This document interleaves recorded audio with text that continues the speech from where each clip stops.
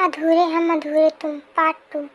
रोहित के साथ वही हुआ। वो कहते हैं कि दूसरों को खुश रखते रखते खुद को खुश रखना भूल गया। अब कर क्या सकता था, इसलिए अब वो किसी से बात नहीं करता था। अब रोहित यही इंतजार में था कि एक बार काजल उससे बात कर ले। रोहित ये नहीं चाहता था कि उसकी खुशी के चक्कर में काजल का दिल टूटे। न वो किसी को दुख देना चाहता था, इसलिए उसने कहा कि काजल से एक बार बोल दो कि रोहित आपसे एक बार बात करना चाहता है। अभी तक उसको ये नहीं पता चला कि उसने काजल से ये बात बोली होगी या नहीं। अगर बोली होगी तो काजल ने अभी तक बात क्यों नहीं की। रोहित यही सोचता रहता था। एक बार काजल बात कर ले, वो अपने दिल की बात बोलना चाहता था। रोहित को अब किसी के ऊपर भरोसा नहीं था, लेकिन वो इंतज़ार कर रहा था कि काजल बात कर ले। अब रोहित के प्यार के बारे में रोहित के घर वालों को पता चल गया था और रोहित के घर वालों ने उस लड़की के घर वालों से शादी करने के लिए कहा और अपनी बात रखी। लेकिन उस लड़की के घर वालों को शायद ये रिश्ता मंजूर नहीं था। इसके पीछे कई कारण हो सकते हैं, जैसे कि काजल को इस शादी से कोई ऐतराज़ होगा।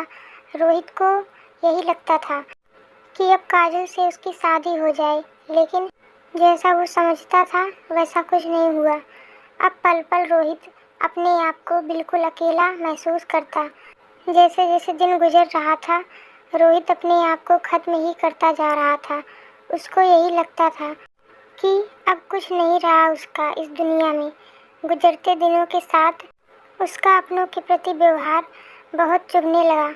उसने अपने जीवन में बहुत दुख सहा था। अब वो काजल को भूल जाना ही बेहतर है, ये सोच रहा था। काजल को भुलाना आसान था, पर अंजू को भुलाना नामुमकिन था। ये उसको पता था। अंजू उसका पहला प्यार है। अंजू को कैसे भूल सकता है। रोहित के माता पिता रोहित की हालत देखकर परेशान रहते थे। रोहित के माता पिता रोहित से बहुत प्यार करते थे। रोहित भी अपने माता पिता से बहुत प्यार करता था। रोहित को कितना दर्द है, ये बात उसने अपने माता पिता से कभी नहीं कही। मिडिल क्लास घर का होने की वजह से वो घर पर ज़्यादा नहीं रहता था। अब उसके ऊपर घर की जिम्मेदारी थी। इसके लिए उसका जीवन शहर में ही बीत रहा था। घर पर वो ज़्यादा दिनों के लिए नहीं आता था। शहर में ज़्यादा दुखी होता तब ही घर आता था। इसी बहाने अपने माता पिता के साथ कुछ समय बिता लेता था और कुछ दिनों के बाद फिर से शहर चला जाता। ऐसे ही उसकी ज़िंदगी बीत रही थी।